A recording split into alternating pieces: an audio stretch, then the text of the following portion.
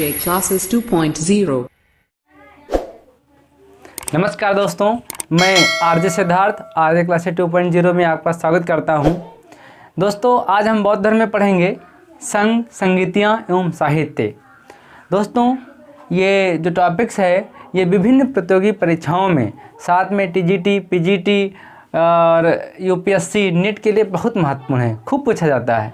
इसमें से यदि बात करें तो संगीतियाँ, कोई भी एग्ज़ाम हो जहाँ इतिहास का थोड़ा भी प्रभाव है वहाँ ये सब पूछने से ज़्यादा पूछे जाते हैं। चलिए दोस्तों, आप देख लेते हैं। ये हमारा तीसरा भाग है। एक भाग इसका और रहेगा, बौद्ध धर्म का पतन। यदि आप लोग कमेंट करेंगे तो मैं वो भी आपको पढ़ा दूंगा। चलिए, सबसे पहले मित्रों संघ की बात कर लेता हूँ। संघ के बारे में यदि बात करें तो संघ का जो कोरम होता था वो 20 लोगों से बनता था। जब तक 20 लोग नहीं होंगे तब तक मित्रों कोरम पूरा नहीं होगा, कोरम नहीं बनेगा। एक ये पॉइंट आप नोट कर लेंगे। उसके बाद एक और पूछा जाता है, संघ की स्थापना कहाँ हुई थी? तो संघ की जो स्थापना है ये सारनाथ में हुई थी। ये भी प्रश्न पूछा जाता है, कहाँ हुई थी?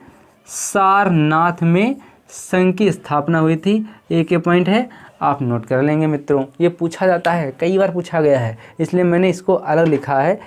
चलिए, अब देखिए संघ में जो प्रवेश होते थे, संघ में जो प्रवेश होते थे उनके बारे में कुछ बताया गया है, बहुत महत्वपूर्ण है।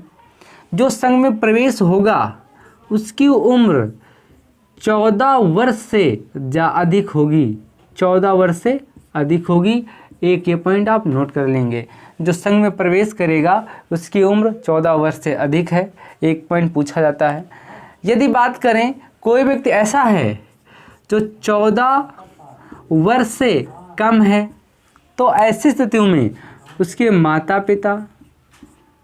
पिता या उसका संरक्षक या अभिभावक, इन सब की अनुमति बहुत ज़रूरी है। इन सब की अनुमति बहुत ज़रूरी है। जब तक अनुमति प्रदान नहीं होगी यदि उस व्यक्ति को जो संघ में प्रवेश होना चाहता है तब तक वो संघ में प्रवेश नहीं हो सकता है। आप एक पॉइंट नोट कर लेंगे। यदि हम आगे बात करें तो संघ में कौन प्रवेश नहीं हो सकता है, ये भी प्रश्न पूछा जाता है कि संघ में कौन किस को एंट्री नहीं थी या किस को नहीं पूछा जाता था। तो यदि कोई चोर है, व्यक्ति चोर है, उसको संघ में प्रवेश नहीं दिया जाएगा। यदि कोई वृद्ध है तो उसको संघ में प्रवेश मित्रों नहीं मिलेगा। यदि कोई रेड़ी है तो उसको संघ में प्रवेश नहीं मिलेगा। यदि कोई सैनिक है तो उसको संघ में प्रवेश नहीं मिलेगा। एक पॉइंट ये भी है। यदि कोई दास है तो उसको संघ में प्रवेश नहीं मिलेगा। फिलहाल संघ में शुरुआत में स्त्रियों का प्रवेश नहीं था, लेकिन बाद में स्त्रियों का प्रवेश आनंद के कहने पर हो जाता है। और यदि कोई अपंग तो उसको संघ में प्रवेश नहीं मिलेगा। हाँ, अपंग निर्भर करता था उसका परसेंटेज पर। यदि कोई ज़्यादा अपंग है तो प्रवेश नहीं करेगा। कारण, क्योंकि बौद्ध भिक्षु एक पास नहीं रहते थे, ये भ्रमण करते थे, ज्ञान फैलाते थे और भिक्षा मांगकर जीवन व्यतीत करते थे। तो ऐसी स्थितियों में अपंग नहीं चल सकता उनके साथ। यदि कोई बीमार है तो वो भी संघ में प्रवेश नहीं कर सकता, क्योंकि बीमार व्यक्ति वहाँ पर जाके प्रचार प्रसार नहीं कर पाएगा। यदि कोई दास है तो पहले प्राथमिकता है कि मालिक की सेवा करे। सैनिक है तो वो पहले अपना राजधर्म निभाए। रेडी है तो पहले अपना कर्ज चुकाए। यदि कोई बूढ़ा व्यक्ति है तो बूढ़ा व्यक्ति भी संघ में जाके प्रवेश नहीं कर सकता है। चोर ये नहीं। अब आपके दिमाग में आ रहा होगा कि आपको ये भी आ रहा होगा कि संघ में अंगुलीमल ने प्रवेश किया था। तो अंगुलीमल पूरी तरीके से जो हिंसा थी उसको छोड़ करके तब संघ में प्रवेश किया गया था। यदि चोर व्यक्ति चोरी छोड़ दे, ऋणी व्यक्ति यदि कर्ज चुका दे, दास व्यक्ति स्वतंत्र हो जाए तो ये सब प्रवेश कर सकते थे। तो ये मित्रों आप नोट कर लेंगे। और इसके साथ में पूछा जाता है 3 नंबर पे यहाँ पर लिखेंगे, लेकिन मैं इसको मिटा रहा हूँ तो आप आगे ही लिखेंगे। यदि कोई ऐसा व्यक्ति है, देखिए, यदि संघ में प्रवेश होना चाहता है, यदि ऐसा कोई व्यक्ति जो संघ में प्रवेश होना चाहता है, तो सबसे पहले वो गृहस्थ जीवन का त्याग करे। गृहस्थ जीवन का त्याग करे,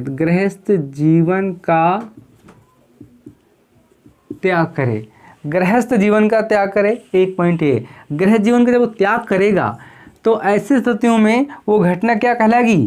प्रवज्जा। क्या कहलाएगी?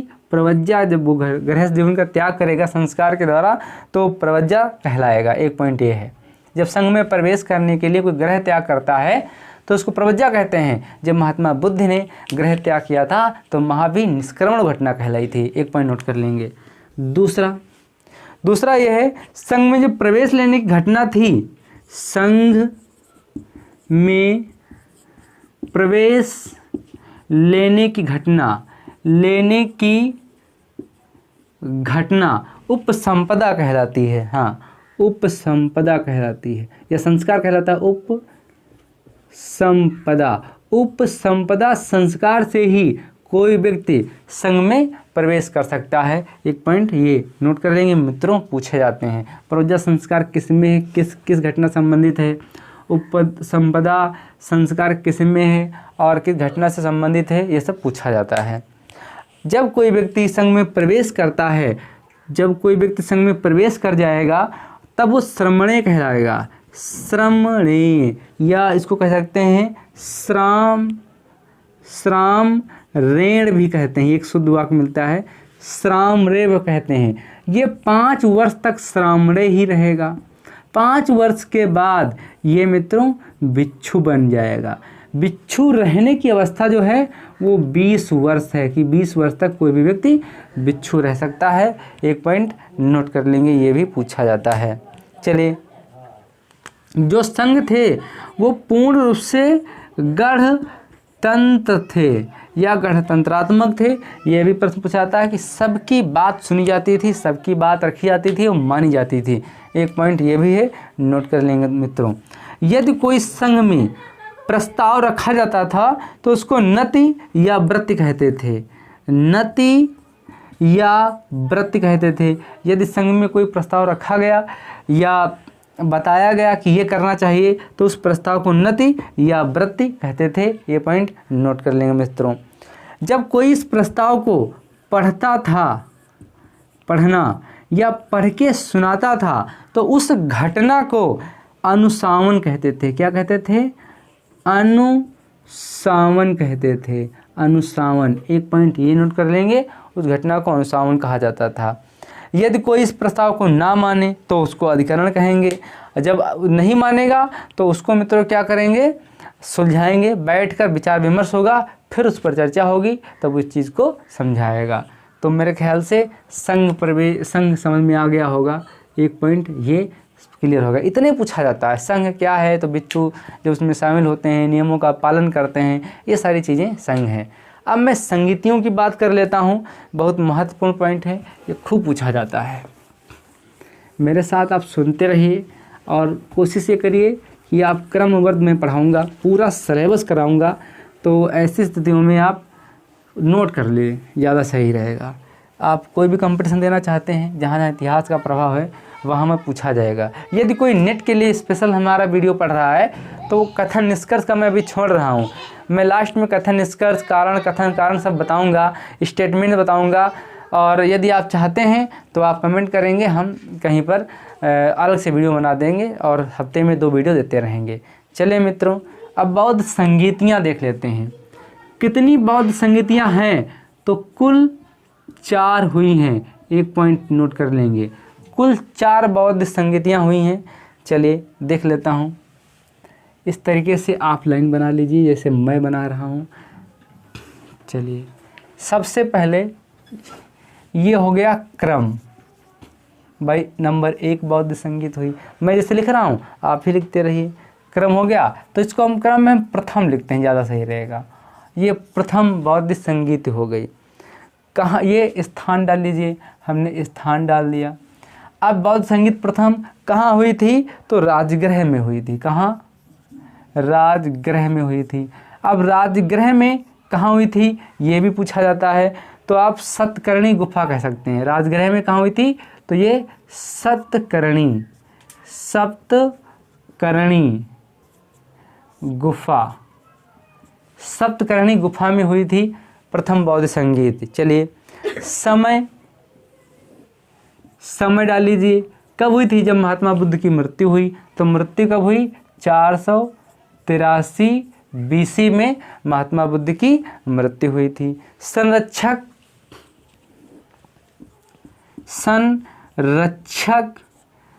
की यदि हम बात करें, उस समय संरक्षक कौन था या राजा कौन था, शासक कौन था, ये पूछा जा सकता है। तो जो पहली बौद्ध संगीत होती है वो किसके शासनकाल में होती है? अजातशत्रु के शासनकाल में होती है, और ये हर्यक वंश का होता है। एक पॉइंट ये नोट कर लेंगे, हर्यक वंश क्या होता है। ठीक, इसके बाद अध्यक्ष कौन था इस संगीत का?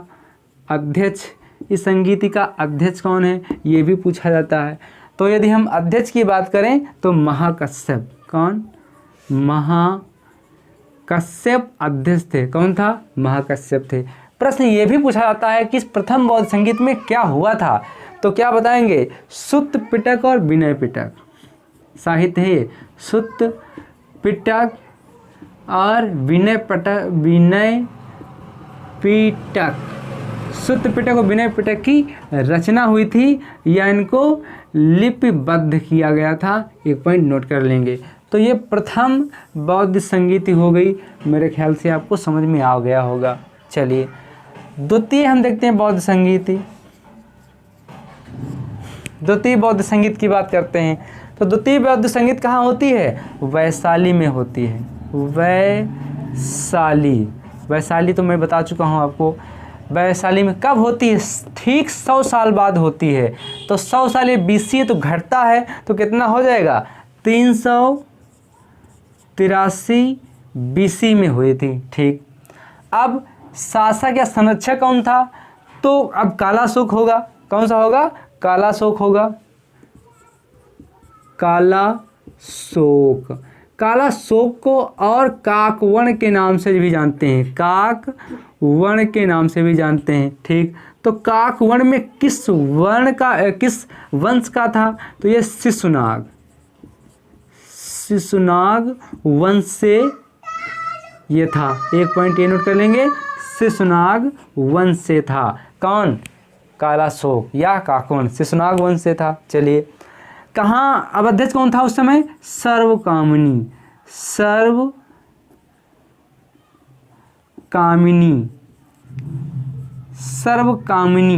उस समय सर्वकामिनी अध्यक्ष था। अब उसमें क्या हुआ था ये भी जानना है। तो महासांगिक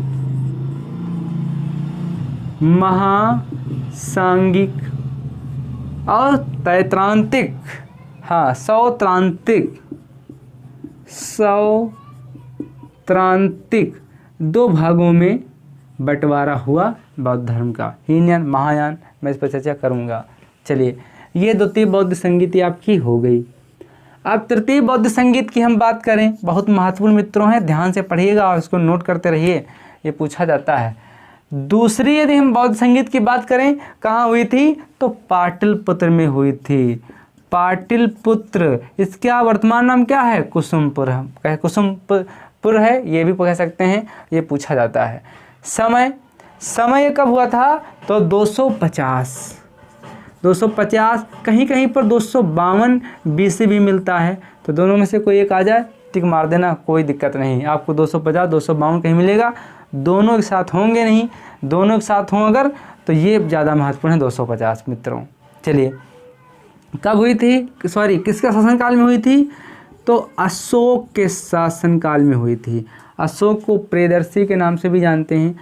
अशोक किस वंश से था? तो ये मौर्य वंश से था। एक पॉइंट ये भी नोट कर लेंगे, सबसे ज़्यादा इसी ने विस्तार किया है बौद्ध धर्म का। तो अशोक मौर्य वंश से था। चलिए मोगालपुत्तिस इसके अध्यक्ष थे। क्या? मोगालपुत्तिस इसके अध्यक्ष थे। कहीं मोगाली आधा गा भी लिखकर कहीं पर आ जाता है तो सही है। मोगालपुत्तिस अध्यक्ष थे। उस समय क्या हुआ था बौद्ध संगीत में, तो अभिधम पिटक की रचना हुई थी। क्या? अभिदम्भ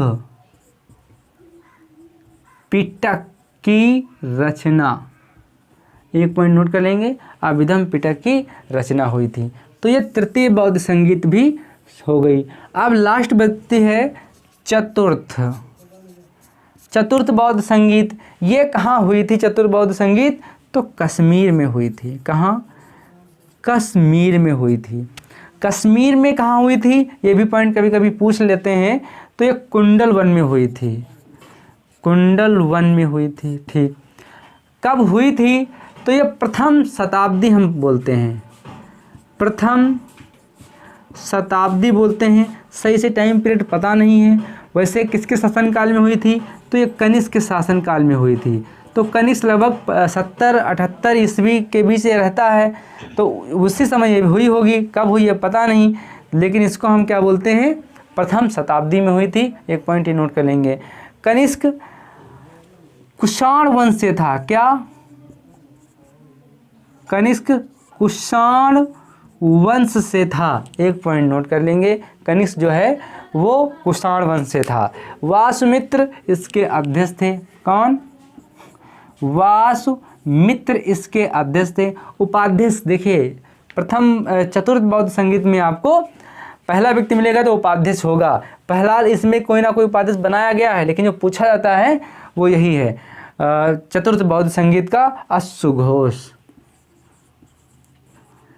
अश्वघोष ये उपाध्यक्ष था। ये पॉइंट नोट कर लेंगे। चतुर्थ बौद्ध संगीत में हीनयान और महायान, हीनयान और महायान ये दो धर्म बट गए, दो भागों में बट गया। हीनयान महायान के बारे में यदि हम बात करें तो हीनयान है ये कट्टरवादी है। ये भगवान बुद्ध को महापुरुष मानता है और उनके जैसे विचार थे वैसे विचारों को स्वीकार करता है, कोई बदलाव नहीं करता है। जो महायान है इनका ये जो लोग हैं वो क्या करते हैं कि उन्होंने जो कहा था उसमें थोड़ा बदलाव करके तब मानते हैं कि ऐसा होना चाहिए, या समय के अनुसार बदल लेते हैं, बदल जाते हैं। तो ये महान है। हीनयान जो आपका है भारत है और चीन है, ऐसी जगह पाया जाता है। और महायान ये बाहर है, हीनयान अपने यहाँ है। ये सारी चीज़ें हैं जो बहुत महत्वपूर्ण है, पूछी जाती हैं। अब बौद्ध संगीतियाँ हमने कंप्लीट कर ली। अब देखिए थोड़ा दिक्कत हो रही होगी, तो यदि हम आपको बात करें तो एक वाक्य है, नोट कर लीजिए। चलिए मैं इसको आप स्क्रीनशॉट ले लीजिए, फिर मैं बता रहा हूँ। चलिए यहाँ बताया जा रहा हूँ, शायद आपको दिख रहा होगा। अक, ठीक, अक नोट करेंगे और उसके बाद फिर अक नोट करेंगे। अक नोट कर लिया, फिर नोट करेंगे क्या? राव और पाक, राव पाक। फिर नोट करेंगे मित्रों मस माओ। ये सात ट्रिक याद करने की। अक राव पाक मस माओ ऐसे नोट करेंगे और ऐसे पढ़ेंगे। पहला क्या है? अजातशत्रु, ये मिला।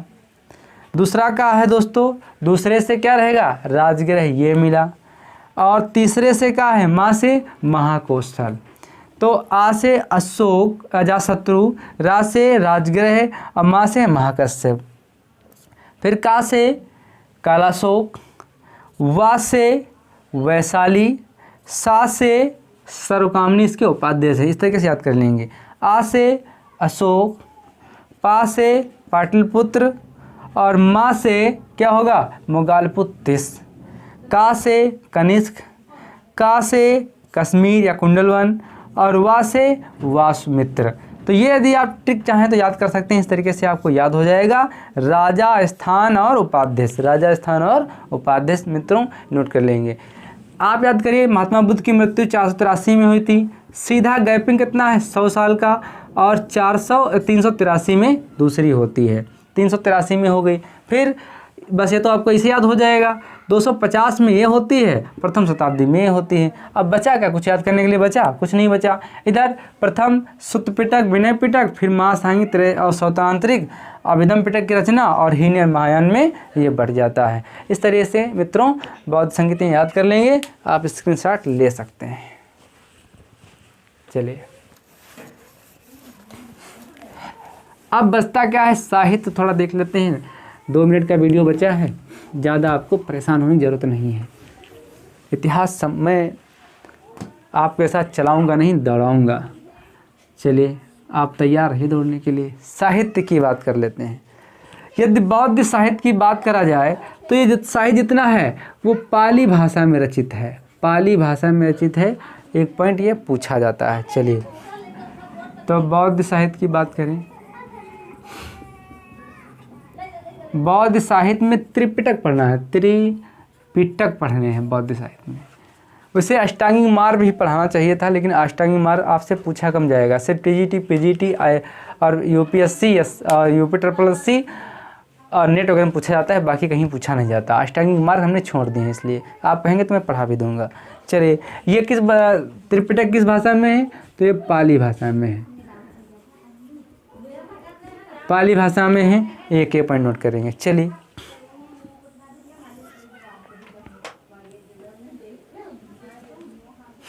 अब बात कर लें यहाँ पर, तो एक है सुत्त पिटक। सुत्त पिटक इसकी रचना किसने की थी, तो आनंद की, आनंद या आनंद संकलन कह सकते हैं, आनंद ने की थी। चलिए आनंद की रचना है, आनंद की रचना कौन, सुत्त पिटक की रचना आनंद ने की थी। एक ये पॉइंट पूछा था मित्रों, लिख लेंगे। और इसमें क्या है, तो इसमें बुद्ध के उपदेश हैं, बुद्ध के उपदेश हैं बस। तो सुत्त पिटक की रचना आनंद ने की और इसमें बुद्ध के उपदेश हैं, एक पॉइंट नोट कर लेंगे, पूछा जाता है। विनय पिटक की यदि हम बात कर लें, विनय पिटक ये पाली भाषा में है दोनों मित्रों, ये भी और ये भी। विनय पिटक की रचना उपालि ने की थी, उपाल की रचना है। जो विनय पिटक है मित्रों, ये उपाल की रचना है और यहाँ बौद्ध संघ के नियम एवं आचार हैं। तो इसमें क्या है, बौद्ध संघ के नियम या आचार विचार हैं, एक पॉइंट ये नोट कर लेंगे। आचार एवं विचार हैं, बौद्ध संघ के आचार एवं विचार हैं, इनका वर्णन किया गया है। अभिधम पिटक की बात कर ले, अभिधम पिटक,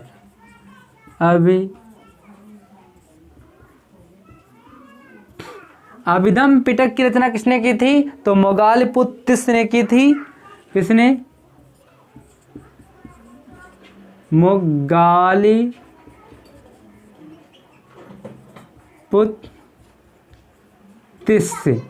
मोगालिपुत्तिस ने अभिधम पिटक की रचना की थी। इसमें क्या है, तो इसमें दर्शन है, बौद्ध धर्म के दार्शनिक बातें की गई हैं इसमें, अभिधम पिटक में, एक ये पॉइंट नोट कर लेंगे।